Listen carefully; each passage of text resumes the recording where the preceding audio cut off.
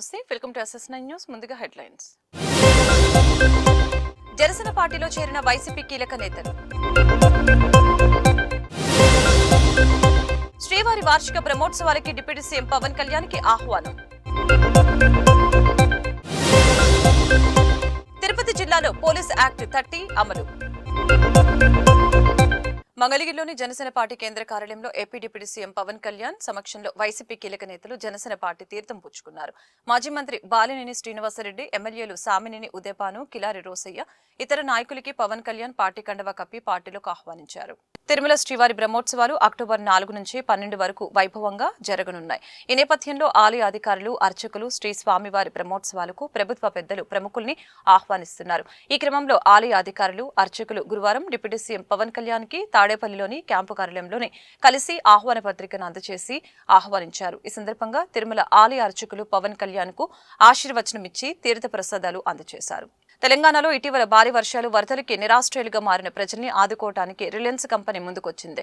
Company తరపున 20 కోట్ల విరాళం ప్రకటించింది. ఈ మేరకు శుక్రవారం రిలయన్స్ కంపెనీ యజమాని ముఖేష్ అంబానీ, ఆయన భార్య నీతా అంబానీ తరపున వచ్చిన ప్రతినిధులు ముఖ్యమంత్రి రేవంత్ రెడ్డిని కలుసుకున్నారు. కంపెనీ తరపున 20 కోట్ల విరాళానికి సంబంధించిన చెక్కును అందజేశారు. రిలయన్స్ కంపెనీ ప్రతినిధులతో పాటు ఈ కార్యక్రమంలో మంత్రి తుమ్మల నాగేశ్వరరావు కూడా ముఖ్యమంత్రి రేవంత్ రెడ్డిని కలుసుకున్నారు. తిరుమల లడ్డు వివాదంపై రాష్ట్రంలో అధికార విపక్షాల మధ్య మాటల యుద్ధం జరుగుతోంది. మాజీ ముఖ్యమంత్రి వైసీపీ అధినేత వైఎస్ జగన్ శుక్రవారం రాత్రి తిరుపతికి వెళ్లనున్నారు. శనివారం ఉదయం ఆయన తిరుమల శ్రీవారిని దర్శించుకోనున్నారు. లడ్డు వివాదం నేపథ్యంలో తిరుమల, తిరుపతిలో గత కొన్ని రోజులుగా నిరసన కార్యక్రమాలు కొనసాగుతూ ఉన్నాయి. దీంతో శాంతి భద్రతల పరిరక్షణలో భాగంగా తిరుపతి జిల్లా వ్యాప్తంగా సెక్షన్ 30 పోలీస్ యాక్ట్ అమల్లో ఉన్నట్లు జిల్లా ఎస్పీ సుబ్బారాయుడు తెలిపారు. అక్టోబర్ 24వ తేదీ జిల్లాలో సెక్షన్ 30 పోలీస్ యాక్ట్ ఆంక్షలు అమల్లో ఉంటాయని తెలియజేశారు. పోలీస్ శాఖ నుంచి అనుమతి లేకుండా సభలు, సమావేశాలు, భేటీలు, ఊరేగింపులు నిర్వహించడానికి వీలు లేదని తెలియజేశారు.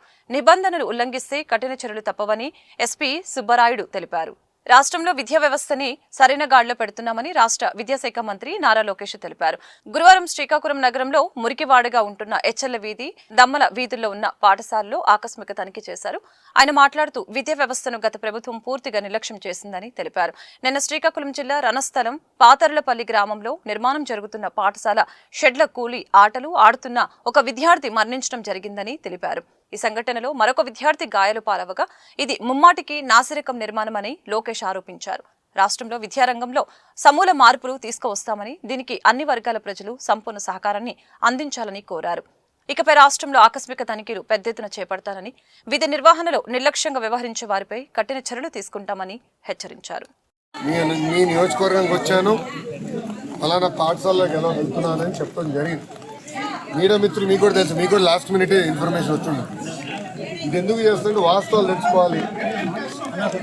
ఏ ఆశయాలతో అయితే మేము పాలసీస్ అన్ని రూపొందిస్తున్నాం, అది పాఠశాలకు వచ్చి కదా అమలు అవుతుందా లేదా, ఉపాధ్యాయుల ఆలోచన ఏంటి, ప్రభుత్వ పాఠశాలలో మెరుగైన విద్య ఎట్లా అందించాలి, వాళ్ళతో కూడా నేను ఈరోజు డిస్కస్ చేస్తాను జరిగింది. ముందు ఈ కార్యక్రమాన్ని నేను కొనసాగిస్తాను. ఈరోజు ప్రభుత్వ పాఠశాలను బలోపేతం చేయాలంటే కేవలం ఒక ఇన్ఫ్రాస్ట్రక్చరే కాదు, ఉపాధ్యాయుల్ని కూడా గౌరవించాలి, వాళ్ళని కూడా భాగస్వామ్యం చేయాలి. తల్లిదండ్రులు కూడా పేరెంట్ టీచర్ మీటింగ్ ద్వారా వాళ్ళని కూడా ప్రభుత్వ పాఠశాలలో భాగస్వామ్యం చేయాలనే ఆలోచనలో ప్రభుత్వం ఉంది.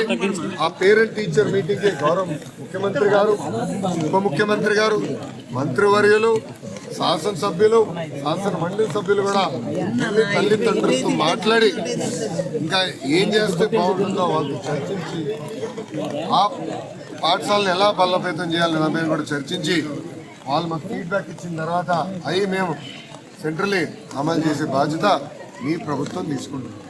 అన్ని యూనివర్సిటీల్లో వైకాపా పార్టీకి చెందిన రాజకీయ నాయకుల్ని వైస్ ఛాన్సలర్గా నియమిస్తాం. చాలా బాధాకరం. ఆంధ్ర యూనివర్సిటీ మన రాష్ట్రంలో one of the oldest university. అలాంటి యూనివర్సిటీలోనే ఎలాంటి అరాచకాలు జరిగినాయి మీ అందరూ తెలుసు. అందుకే దాదాపు అందరూ వైస్ ఛాన్సలర్స్ అందరూ కూడా రాజీనామా చేశారు.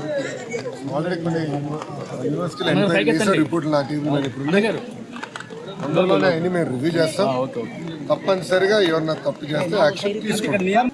ఏ అధికారులు వైకాపా నాయకులు అయితే చట్టాన్ని ఉల్లంఘించి కార్యకర్తలు ప్రజలను ఇబ్బంది పెట్టారో వాళ్ళు నేను వదిలిపెట్టాను అని చెప్పారు. చిలుకలూరిపేటలో కరెంటు మోటారు, కేబుల్ వైర్లు, కాపర్ వైర్లు దొంగలించిన నల్లపోతుల సామేలు 7గురిని చిలుకలూరిపేట మద్దిరాల గ్రామం జంక్షన్ వద్ద అరెస్టు చేసి పోలీస్ స్టేషన్ కి తీసుకుని రావడం జరిగిందని సిఐ సుబ్బనాయుడు తెలియజేశారు. SI Anil Kumar, ASI Rosibabu, constable ప్రత్యేక బృందాలుగా ఏర్పడి తెలివిగా ముద్దాయిల్ని పట్టుకున్నట్లు వివరించారు. ఈ సందర్భంగా నర్సరావుపేట డీఎస్పీ నాగేశ్వరరావు మీడియాతో మాట్లాడారు. అరెస్టు కాబడిన 7గురు ముద్దాయిలు పనిపాట లేకుండా గాలి తిరుగులు తిరుగుతూ ఊరికే వచ్చి డబ్బులకి అలవాటు పడి కరెంటు మోటారు 1, కేబుల్ వైర్లు 50 మీటర్లు, కాపర్ వైర్లు దొంగలించడం జరిగిందని తెలియజేశారు. 400 విగ్రహాలు ఎక్కడ ఏ చిన్న ఇన్సిడెంట్ లేకుండా చాలా బ్రహ్మాండంగా మా వాళ్ళు బందోబస్తు చేశారు. ఈ బందోబస్తు చేసిన అందరికి కూడా గుడ్ సర్వీస్ అంటే వాళ్ళకి రివార్డ్ ఎస్పీ గారికి ప్రపోజ్ చేస్తున్నారు.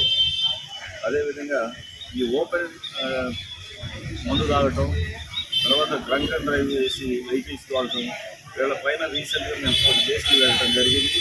ఒక్కొక్కరికి 10,000 రూపాయలు మన మధ్య కోర్టు ఫైన్ కూడా విధించడం జరిగింది. భవిష్యత్తులో ఈ ఓపెన్ డ్రైవ్ చేసేవాళ్ళు కానీ, 2 వీలర్స్ నడిపేవాళ్ళు కానీ, లేదా 4 వీలర్స్ నడిపే వాళ్ళ పైన ఈ దెబ్బ కేసులు రిజిస్టర్ చేస్తాం. ఈ దెబ్బ వాళ్ళకి ఫైన్ కాకుండా శిక్ష రోజులు పడతాయి. వార్తలు ముగించే ముందు హెడ్లైన్స్ మరొకసారి. జనసేన పార్టీలో చేరిన వైసీపీ కీలక నేతలు. శ్రీవారి వార్షిక బ్రహ్మోత్సవాలకి డిప్యూటీ సీఎం పవన్ కళ్యాణ్ కి ఆహ్వానం.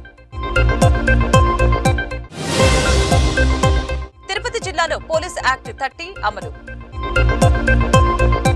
ఈ వార్తలు ఇంతటితో సమాప్తం. మరొక బులెటిన్ మళ్ళీ కలుద్దాం. చూస్తూనే ఉండండి SS9.